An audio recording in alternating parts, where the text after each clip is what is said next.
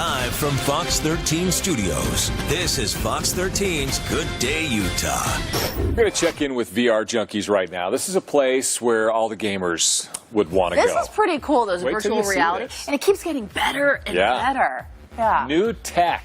So we're talking with Alex Frankhauser this morning, the general manager of this place. Morning, Alex. Hello, how you doing? Great, thanks, and Happy New Year. So tell us about this place. It sounds like it's devoted to virtual reality. Yep, this is a virtual reality arcade. Basically, you just come here, you rent out a booth, and you share your booth with your friends or your family. Whenever someone's playing inside of the booth, we'll start up this timer, and basically you don't pay per player, you pay just in time, and as long as you have time, you can switch players and switch games. For the booth. So you just play, you pay per booth, like kind of a bowling alley kind of thing. Yeah, exactly. It's more that way. And essentially, we've got about 75 games to choose from. So basically, there's so many different things you can do that pretty much anyone can find something fun to do.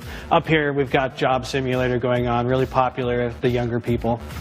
Really 75 games. Easy game to get into, quite funny. Yeah, that's a lot of games. What do you think is next, Alex, when it comes to virtual reality gaming, the world of that? What's on the horizon? I think what's going to happen next is that now that virtual reality hasn't flopped, I think a lot of the bigger game companies are going to start getting in there. Like, for instance, we already have Bethesda that just got on board with Fallout 4 and Skyrim and stuff like that. So we're getting more of these bigger titles being released, and I think over the next few months, I think we're going to see a lot more of those big titles, and within a few years, I think that virtual reality will be in the average home, and I think it's going to be the mainstream gaming platform. It's like watching somebody dance when you can't hear the music. We thought the old school Dance Dance Revolution game was fun to watch people do. This takes the cake, but the demand's there. This is just going to get bigger. I have to agree with Alex. Yeah, VR Junkies in West Valley City. Check them out. Thanks, Alex. Thanks, Alex. Right now, if movies and VR is your kind of thing, we're just going to keep it going. The worlds are coming together. Video games, yep. Because we've got this guy, Alex, to talk about virtual reality this morning. Hello, how are you? Alex, so your place is called VR Junkies. I'm doing really well. Where exactly are you located? In the virtual. So we are located in West Valley, in the Valley Fair Mall area. Oh, okay. So anyone that knows where that mall is, really easy to find that way. Okay, so this is the next level of video games, I take it. This is what the kids are doing. Definitely.